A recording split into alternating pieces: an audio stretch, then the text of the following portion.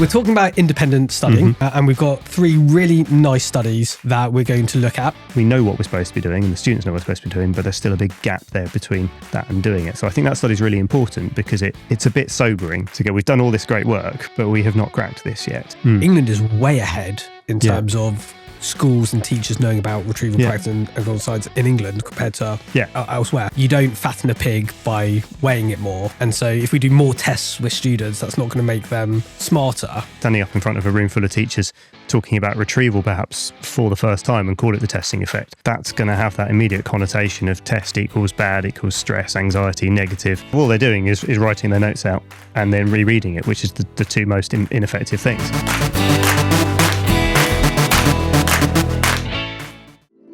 Are you looking for brilliant CPD that is inspiring, illuminating and impactful? Well, Inner Drive's training is evidence-informed, engaging and makes a real difference. Whether it is in person at your training days or online through our Teachers CPD Academy, Inner Drive is transforming how schools and colleges do professional development. Email us at info@innerdrive.co.uk to take your staff training to the next level. Hello and welcome to Inner Drive's Science of Learning podcast with me, Bradley Bush, the podcast that discusses the latest and indeed greatest cognitive science and educational research.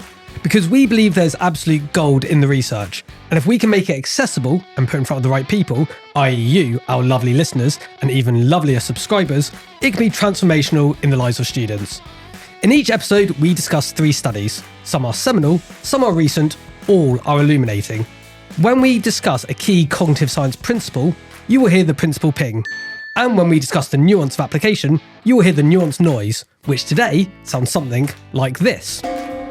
In this episode, I am joined by Paul Cline, who is the Director of Teaching and Learning at Ipswich School. He is also the author of How to Teach Psychology, and we are talking all things independent learning. Paul, welcome to the pod. Thank you very much for having me. So I'm so happy to have you here. I was actually saying to you just before we started shooting, I used to love reading your blogs, and I've loved seeing you present on this sort of stuff. I feel there's a nice group of psychology teachers who have this amazing knowledge of both psychology, educational research, but also how to apply it in terms of a day-to-day experience and CPD development. And you are kind of top of that tree for me. So I'm really chuffed. So thank you for making the time to come chat. My co-author may disagree, but... that's all right. I'll ask him when he comes on the pod in the future. Yeah, you'll say the same to him. Yeah, exactly. Just play both sides. So yeah, we're talking about independent studying.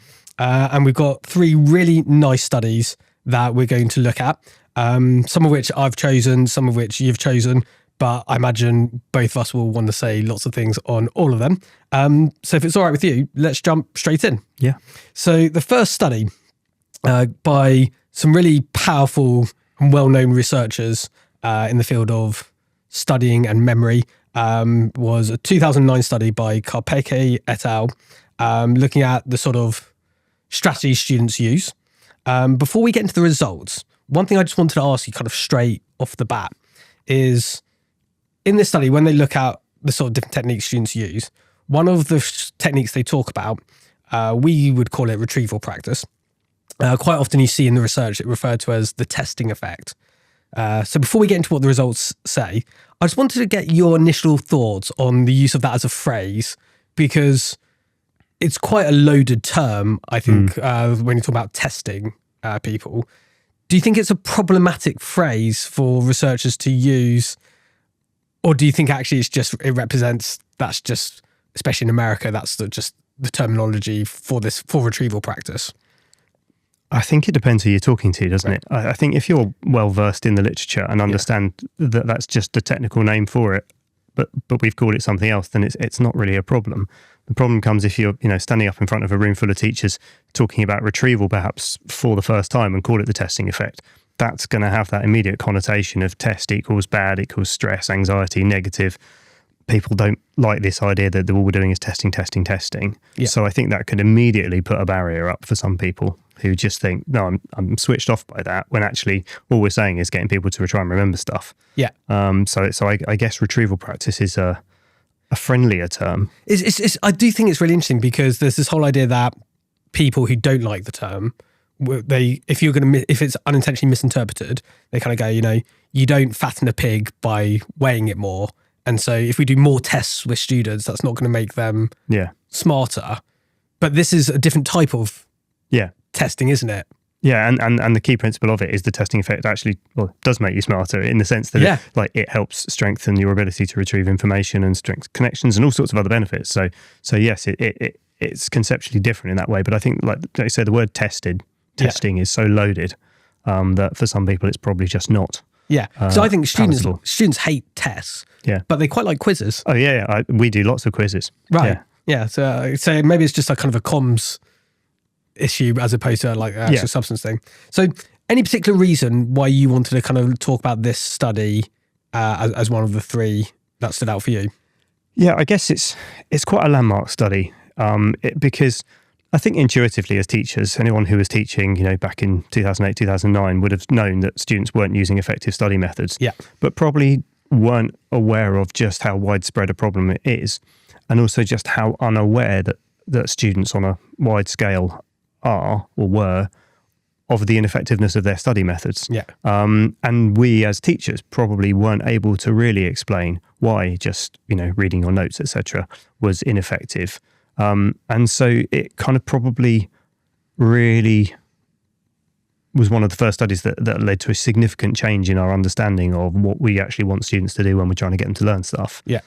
So I think it's really, really powerful. It's also really interesting, we'll talk about it in a minute, about sort of the updates, like newer research that's sort of come along the same angle to see what's changed in the intervening sort of 15, 16 years since that was published. So guys, let's start with this study then. So 2 experiments. The first one essentially said students, what kind of strategies do you use when you study, like tick as many as appropriate? And then as well as what studies do you use, can you rank order which of these do you do the most? Listeners to this pod probably won't be surprised by the results, but it's worth stating. Rereading was cited as the most popular and the most frequent. Retrieval was one of the least popular, with only 1% of students saying it was their number one strategy.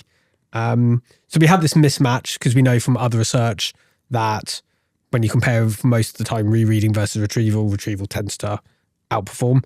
And yet that's the opposite of what students are naturally inclined to do.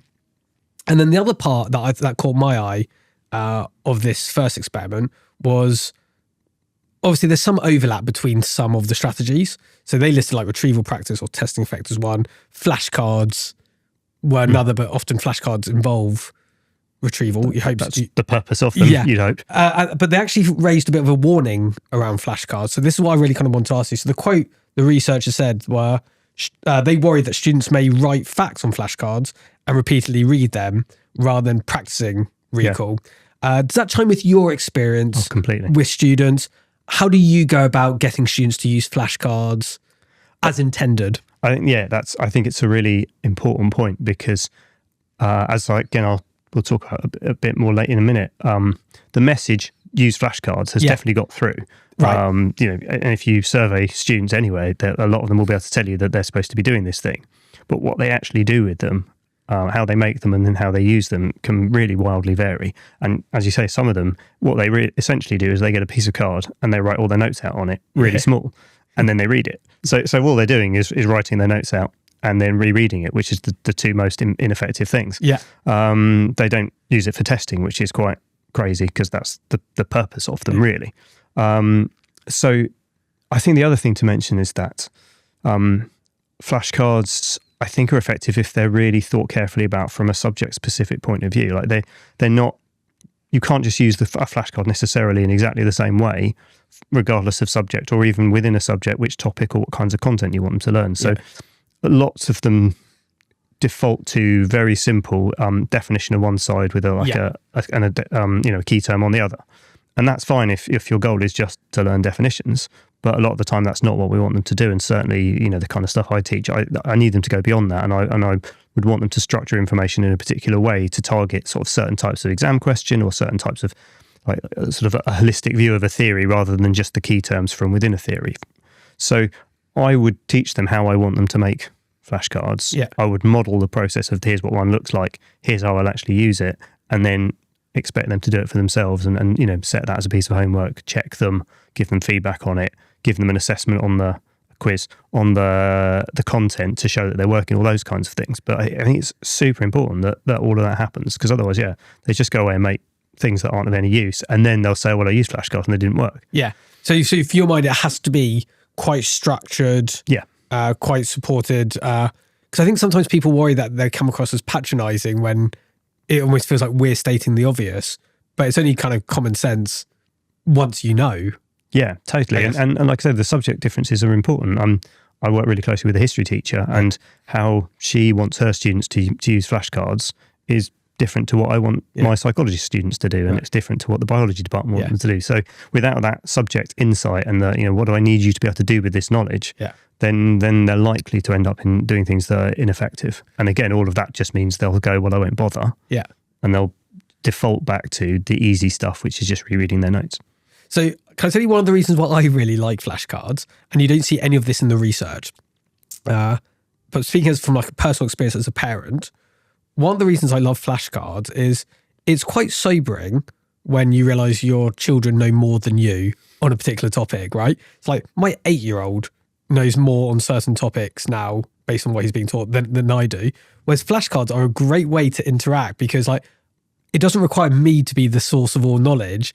I can like play the game with him and ask questions and get him involved in doing the flashcard in a way that like is really easy for me as a parent, not having the pressure to know all the answers, because they're on the flashcard. Yeah, and I think that's a conversation I have with parents quite often. They say, what can we do to support our child at home? And actually, well, just sit down and test them. You don't have to know anything. Yeah. They'll have the resource. You just check that they've got the answer, and you've got to hold them to account to doing it properly. Yeah. And I think that's really critical. I love that. And then, so experiment 2, before we get onto the updated version study.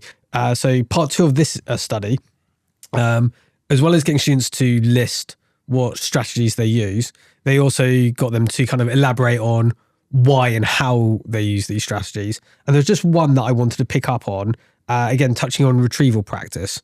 So again, found most students in this sample weren't really using retrieval practice. For those that did, about half the students said they used retrieval to get feedback, which I think still has good value, basically doing a self-checking for understanding. Yeah, totally. But hardly any of them were doing it with the understanding or intention that the actual act itself was the thing that was going to improve their memory. They were just doing it as a way of seeing, did I get it right or wrong? Yeah. Which is interesting. So that it kind of means that even the ones who are doing it, they're probably not doing it as effectively as they could be, because they don't really know the purpose behind it. So it kind of made me think there's quite a lot of education that goes into this. We can't just go do retrieval practice, do flashcards. You have to kind of know the why. Yeah. And that has to be explicitly taught, I think, to students. Yeah, and I think that fits with something else in terms of the way retrieval practice is often used in schools, like in classrooms, that it's in an ideal system. If you do your low stakes quiz at the start of your lesson, like you do now, which is what a lot of schools call it, and it might be 5 retrieval questions from whenever. How they do on that quiz then is irrelevant most of the time. That might be useful for giving teachers feedback. It might be useful for giving the pupils some feedback. But a lot of the time, all it is really the culmination, you hope, of multiple retrieval attempts that have taken place over time. Yeah. So it's that's the really powerful bit, is the continually practicing retrieval that will mean you'll get better at it in the future. And I think sometimes there's an overfixation on the quiz that happens in the lesson rather than the stuff that we hope is happening outside of it, because that's the bit where actually the magic's probably happening. Especially I think as you get older as well, like what happens outside of the classroom, independent learning carries more weight. For sure. Yeah. And so what's the updated version? So this was 2009. Yeah. So and I think it's what you're saying. So, I was I'd been working in schools for about 4 or 5 years when that came out, and the results of it, had I read it at the time, I didn't come across it till much later, wouldn't have been surprising in the sense that retrieval practice, it wasn't in schools vernacular at the time anyway. We weren't regularly doing retrieval practice. We weren't talking. You could have told anyone that how your students were revising. Yeah. And so it wasn't really surprised that they were using ineffective methods, because we weren't we as a profession weren't really well versed in this sort of stuff, and therefore weren't talking about it. So it's interesting to go, well, okay, now it's 2026. What's happened? We've had a huge push, movements like research ed and the whole cognitive science of learning, the stuff that Inner Drive do. Everything. Thanks for the plug. I was hoping you were going to get that. I didn't thought I couldn't leave you out. Awareness of these things has hugely increased, and now it would be rare for you to go to any school in the country and people weren't talking about retrieval practice and cognitive load and all those sorts of things. Which is interesting because I do think, and I've mentioned this on a previous pod, you go elsewhere in the world, England is way ahead in terms of schools and teachers knowing about retrieval practice and cognitive science in England compared to elsewhere. And so I think it's really good that then in 2025, Sultana and colleagues did a study and sort of asked the same kinds of questions with a couple of key differences. They were looking, it was in the UK, it was a school in Wales, and it was secondary school age, which Karpik's study wasn't. So I think, again, in terms of teachers in the UK going, apply this to where I work, it feels more, directly comparable. But their methodology was essentially the same kind of thing. They asked students to explain what they did when they did their own studying. They asked to rate them for different levels of effectiveness. They found, asked them what techniques they liked, which ones they knew about. The real positive that the study showed was that students' knowledge and awareness of effective study techniques was massively increased. Yeah. So they could all say, I'm meant to use flashcards, or I'm meant to test myself, I should use spaced retrieval. And so, you can imagine teachers go, oh, brilliant, this is what we want to hear. Yeah. But of course, then they ask them, well, what do you actually do? And it's basically the same as what Karpik found in 2009. And I forget the exact quote, but it said basically they had a strong preference for lower utility methods like rereading their notes, highlighting. So there's a bit of it's like, okay, we've shifted the dial in terms of our knowledge and understanding, but the students still aren't doing it, or at least not consistently. Some of them are, but a lot of them still aren't. And that echoes, in our school, we have someone who's in charge of study skills and amongst a whole range of things that they do. They regularly survey our year 11 and year 13 students and ask them about their study habits. And the same thing basically shows in our data that they are very good at saying, I know I'm meant to be doing the X, Y, and Z, but what are they actually doing is rereading their notes and highlighting things. So we've kind of got to a point where we know what we're supposed to be doing and the students know what we're supposed to be doing, but there's still a big gap there between that and doing it. So I think that study is really important because it's a bit sobering to go, we've done all this great work, but we have not cracked this yet. So in my mind, the kind of comparison is in like if you look at the early noughties with smoking. Yeah. It's like everyone knew by then, there's been so much research and advertising around smoking's bad for you. And so it wasn't a knowledge issue. Like people had that knowledge, but we just couldn't change the habits for so long. With that, what it actually took was what you saw in that data, the big drop after that was... What was legislation? Yeah, banning it in pubs. Yeah. Like changing the environment. And that's kind of, I think, almost where we're at now with study skills is it's not just educating students about this stuff, it's getting them to experience it and making it routine and habit. Yeah, and I think a big part of that is around motivation because it's got to go beyond them knowing what to do, but wanting to do it. And so I think, you've got to think, okay, what can we learn from motivational theory around that to make them more likely to actually want to do those things themselves? Which is the most perfect segue to study number 2, because often I think when you talk about independent learning, people just talk about the strategies. Whereas that's only like one piece of the puzzle. People have to be motivated when they're independent to do independent learning because no one's making you do it. So motivation, to actually do the work and then to choose good habits and strategies becomes key. So let's talk about study number 2, which is a fairly recent study done a few years ago on self-determination theory. So before we dive too much into the results, do you want to give a brief overview to anyone who's listening who may be unfamiliar with self-determination theory? Because it's one of those theories, for me, I always find it interesting. Why do some psychological theories get a lot of attention and become mainstream and some don't? So we saw this quite a few years ago with growth mindset becoming really popular. And yet some other theories, I'd probably put self-efficacy theory, expectancy value theory, and self-determination theory. In the research, they're really well cited, but they're often not as much discussed in schools and education. I think self-determination theory is probably getting increasingly that's so become now. the go-to theory of education, I think. And actually, if you look at those that you know, particularly expectancy value theory, the overlap is massive. They're describing the same things with different names, really. I mean, that's basically what psychology researchers do. Yeah.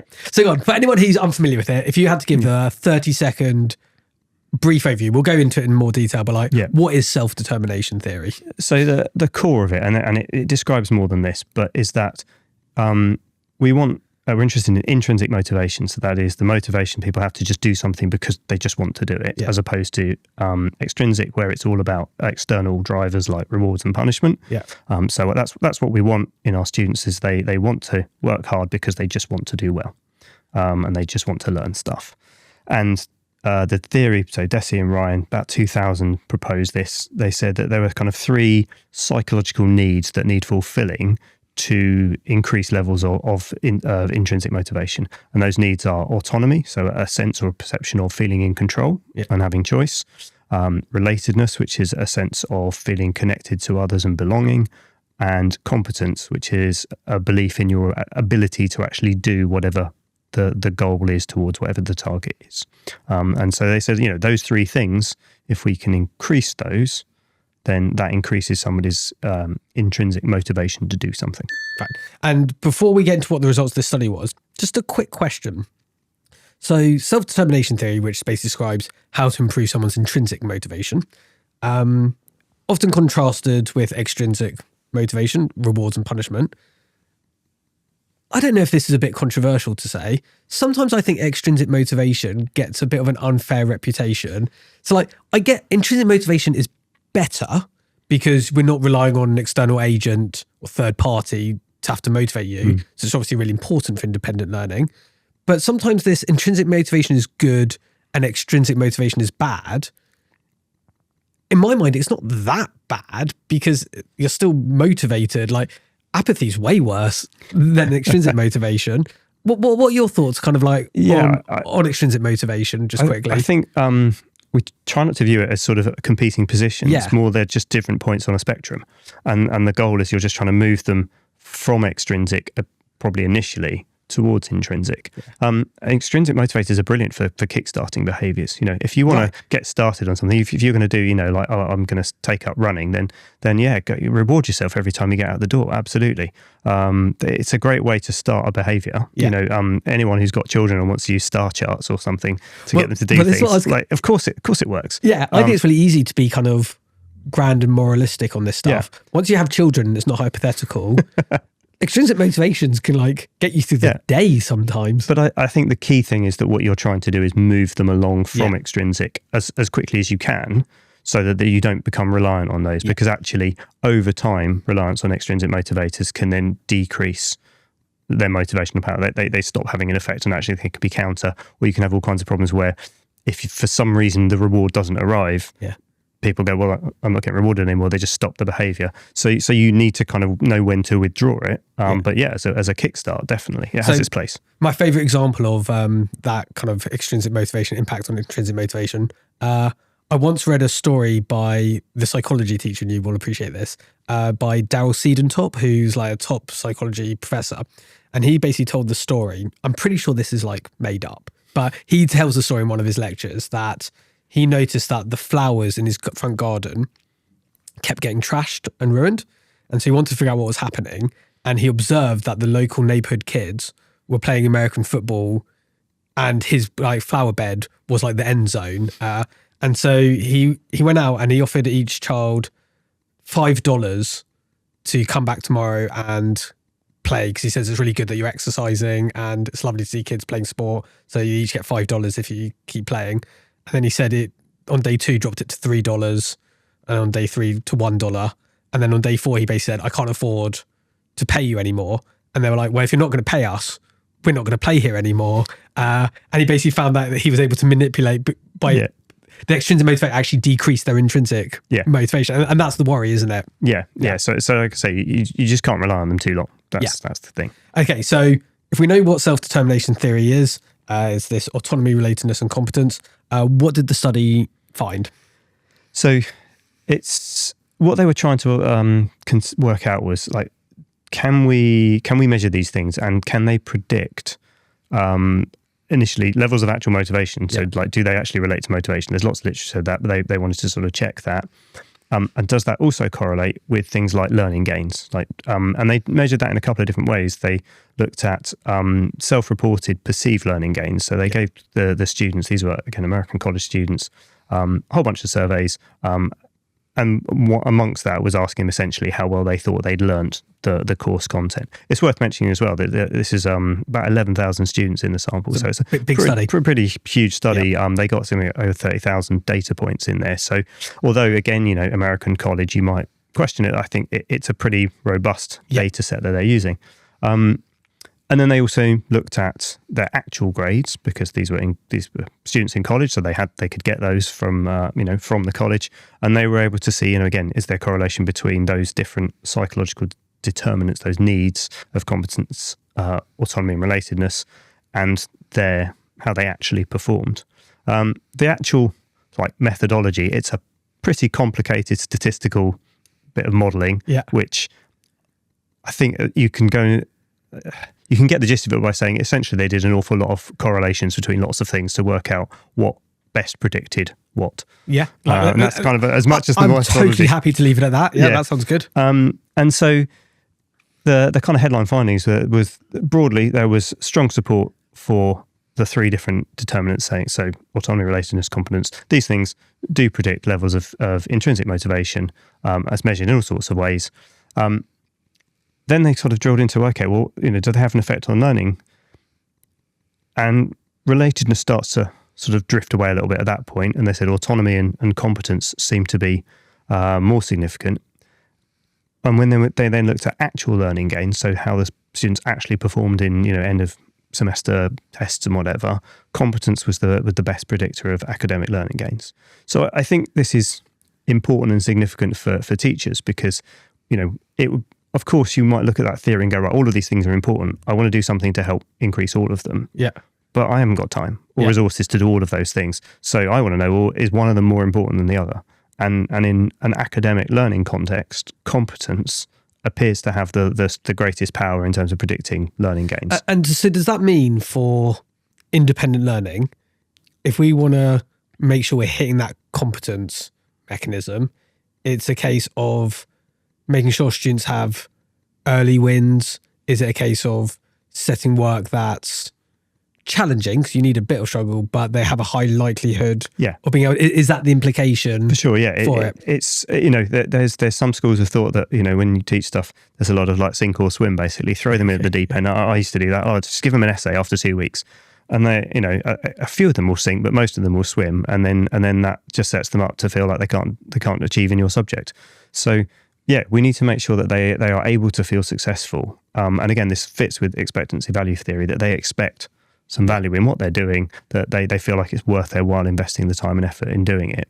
And I think with independent study skills as well, again, back to what we were saying earlier about flashcards, if we don't explicitly teach them exactly how we want them to make them, we model it, we give them opportunity to practice, we give them feedback on it, we let them use them and show that it's working, then they're not going to get that sense of competence of, I know how to do this and how to do this effectively. So they will be less likely to want to do it for themselves. Yeah. So it all comes back to that kind of real, ironically with independent learning, actually it starts with really explicit teaching and modelling. Which is quite counterintuitive, isn't it? It is. And this has become my favourite line whenever I talk about this now, that when I talk about this to staff sometimes in CPD sessions, and they go, oh, that's just spoon feeding. And you're like, yeah, but my children, they couldn't eat by themselves. They literally needed spoon feeding.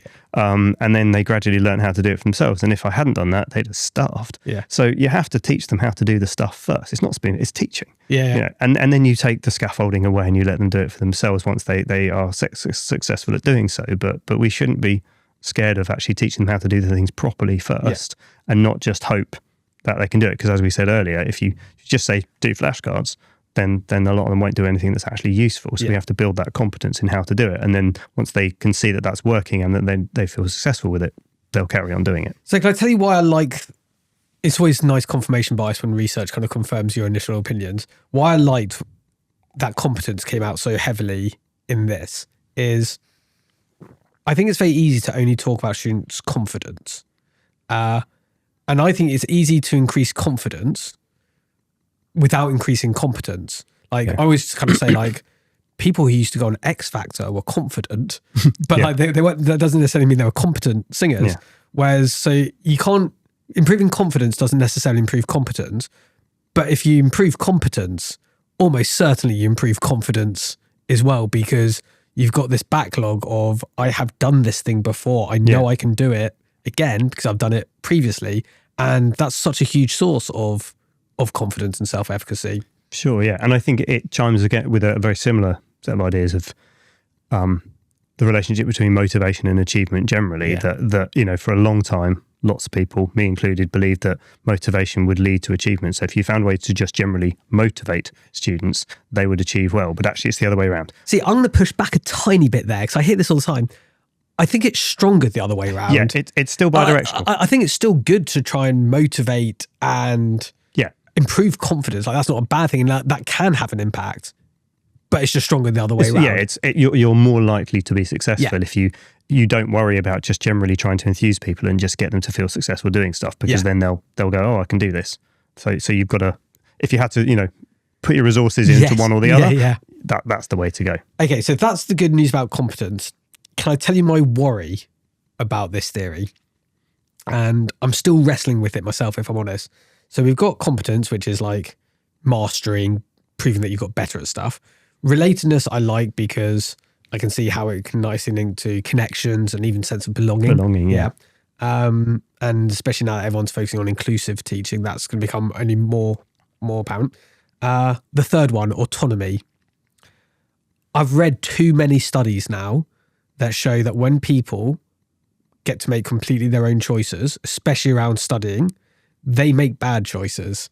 So we know students tend to think they need less sleep than they need to. The next study we're going to talk about, I think, is a great example of people making bad choices. And yet this research says if you want to improve intrinsic motivation, autonomy is a great way of doing that. And one of the famous examples for me of this is, I don't know if you heard a few years ago this kind of a concept of like Google time. So there's a big thing that they did apparently at Google was they let their engineers basically do 20% of the week, so 1 day a week, pure autonomy. Work on a project that you're kind of passionate about. And all these amazing things came out of Google Time. So I think that's where they came out with Gmail, Google News came out of these kind of projects. And it was kind of seen as this proof positive of like autonomy leads to like just amazing outcomes. And I was always really cynical because I was like, you have some of the smartest people who are probably some of the most motivated people who probably work 80 hours a week anyway. Yeah, I'm sure that one, like that autonomy is great for them. But if you ask 15-year-old me what I was going to do with my Google time, I'm playing PlayStation. Like that was all I wanted to do at that age. Either that or play Football Manager on the PC. Like that was basically it. So what's your take on this autonomy and how it can help intrinsic motivation? But yet sometimes people make just really bad choices. So I think it's really important that the theory, it doesn't, the way that autonomy is defined, it's more about perceived autonomy. So it's not having just complete free choice over everything. Yeah. It's the perception of making an informed choice or feeling in control. And that's subtly but importantly really quite different. So in a studying context, for example, I could say to my students, okay, I want you to go away and learn this.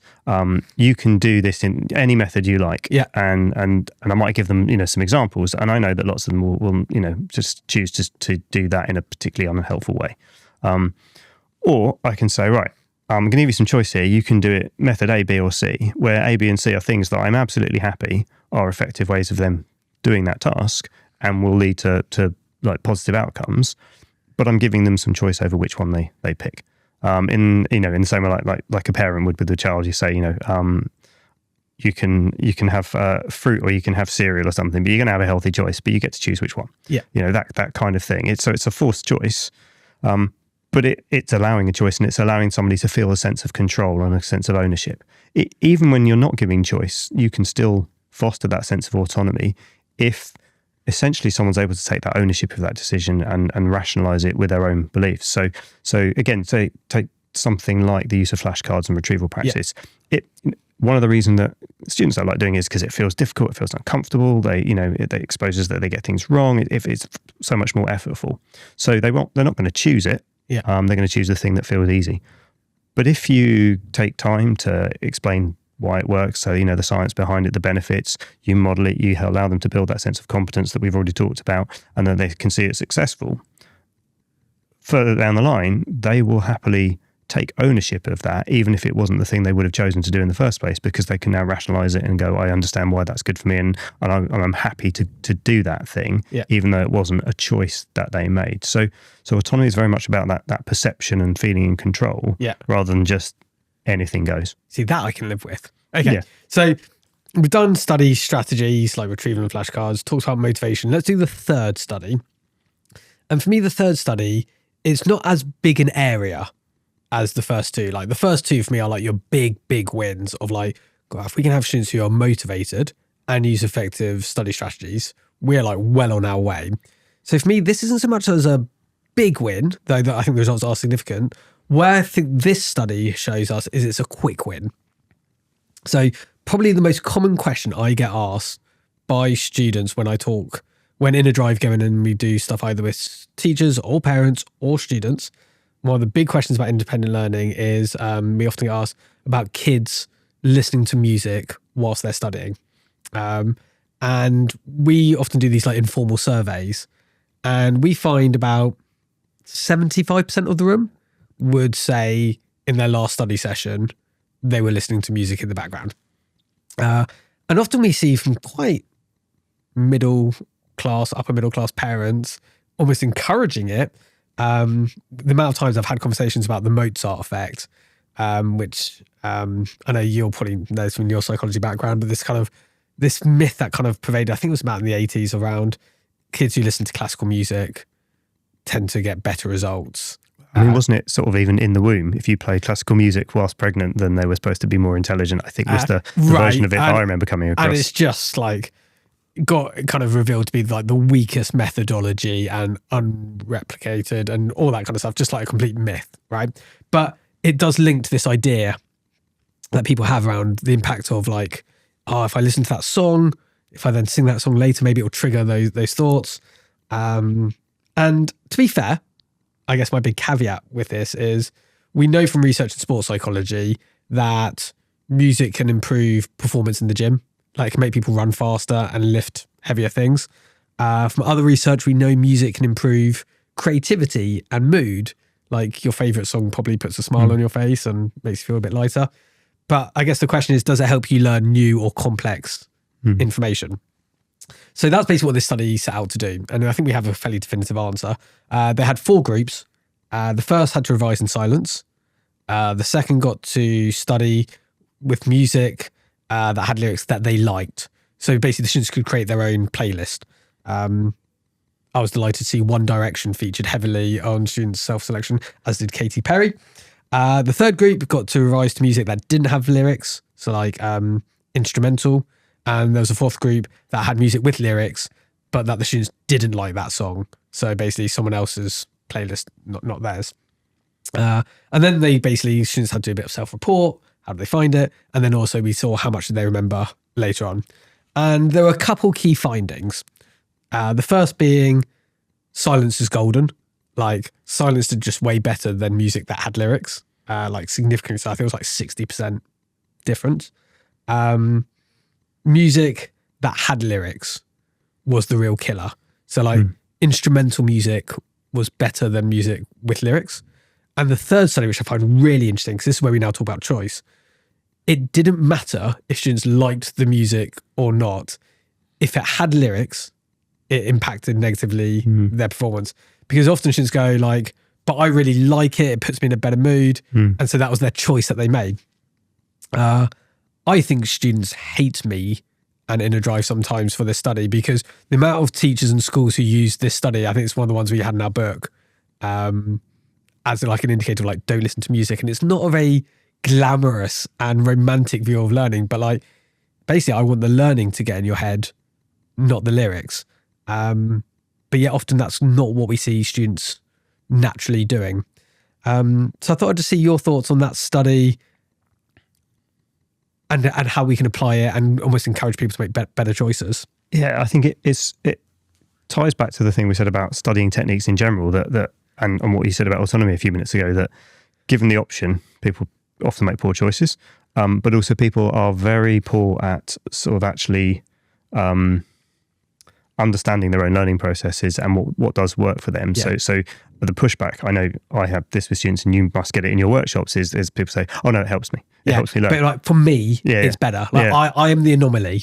Yeah, and everyone thinks they're the anomaly. Yeah, and then there's all sorts of, but if I listen to this kind of music, and like you say, the stuff I like, or but I know it so well that I don't get distracted by the lyrics. Whereas if it's novel, then that will distract me. Yeah, and none of that, no pun intended. That's all just noise, isn't it? It's just very good. I'll tell you what.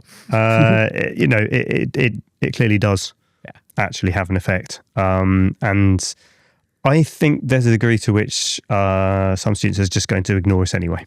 Sure. So, a piece of advice given to me a long time ago in teaching about many other things is choose your battles, and I think it's one of those. Would this be one of the battles you'd go for? I would try, it was you. Right. but I think it's one I can't control. Yeah. What I can do is tell them the research. I can convince them of the power of it. I can set up my own conditions in my classroom so that we're doing stuff in silence. Yeah. And I think that's quite powerful. And I think that's something that we've seen a big shift on in the last few years, where teachers are now less afraid to have students working in silence for periods of time. Agreed. Whereas 10, 15 years ago, there had to be a buzz in the room all the time, and the silent room was I mean, sometimes I worried the pendulum swung almost too much, and maybe that's for a separate discussion. Yeah, for sure. But I think demonstrating to students the value of sitting and thinking hard in silence, and being really explicit about it, and saying, you're thinking hard now, so I'm going to ask you to do this in silence because I don't want you distracted. And I'm lucky because I teach attention and memory as part of my course, so I can literally link it to a model that they've learned about and go, right, we know where this is going to happen if we do this, so I'm going to ask you to do this in silence. So, but I think that's about as far as you can go in terms of influencing what they're then going to do for themselves. And some of them, you can't then control it. You can ask parents and say, no, it'd be great if you could support this by da-da-da-da-da. But ultimately, I can't actually stop them. So tell you my thought experiment that we do with parents to try and convince them. Great, yeah. So the way we tell parents is, if you're driving and you know the route, you can have the music on, you can have the kid in the back having a conversation. What is the first thing that everyone does the moment you're lost? Yeah. As soon as you're lost, the first thing you do is you turn the music off and you turn around to your kids and you say, like, shh, can you just shut up for just like 1 second because I need to think? We literally say it's like, because I need to think. So like we know that it impacts the thinking process when you have to think hard about stuff.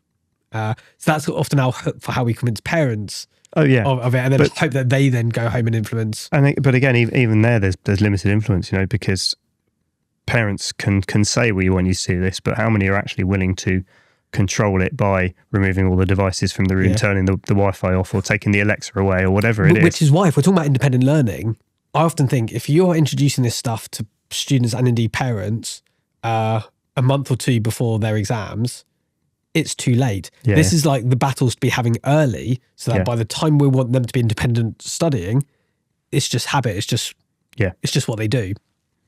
So I guess my final question for this would be, so you got retrieval practice and flashcards, you've got motivation, and you've got these sort of study habits and the right environment. The environment, yeah. Do you think this stuff works if we're going to educate students in standalone sessions like assemblies or PHSE, or is it up to individual teachers making it relevant to their subject? And if it is both, like, what is the process of, like, when can we be general to introduce new concepts versus end up being quite specific? So definitely it's both. I think there is a place, but a massive limitation on the kind of whole school approach. So, the assemblies, the form tutor periods, the VSHE, that's great for general principles. Because I quite like that stuff. I think in terms of dedicated time to introduce stuff. And often, like, form tutors can be really powerful in there, because a lot of the time, depending on where you work, tutor time is not necessarily like the most effective thing, and some schools have sort of structured programs and activities and some don't, but you're the person who sees them every day. You can definitely have a big impact on their habits. But there comes a point when that general principle stuff just isn't enough. They need subject specific input. So like I was saying about the use of flashcards earlier, and obviously it's more than just with flashcards. Subject teachers need to be contextualizing that and saying, this is how I want you to do this for me. Yeah. This is how this subject works, because every subject has its own, sort of disciplinary rules, its own assessment. You still want like consistency. You don't want everyone just working in silos though either, right? No, so you want central messages, and you want everybody to be saying, okay, we think retrieval practice is really important. And here's why. Yeah. But then what that looks like for English or for maths or for French or for geography or whatever needs to be delivered by those subject experts, because they're the ones who know what they actually want their students to know and how they want them to know it. So there has to be that contextualization.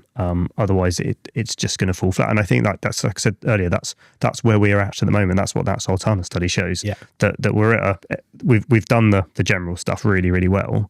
But we need to go further with it, contextualizing it, and also the teachers are the ones who can build in those big accountability loops.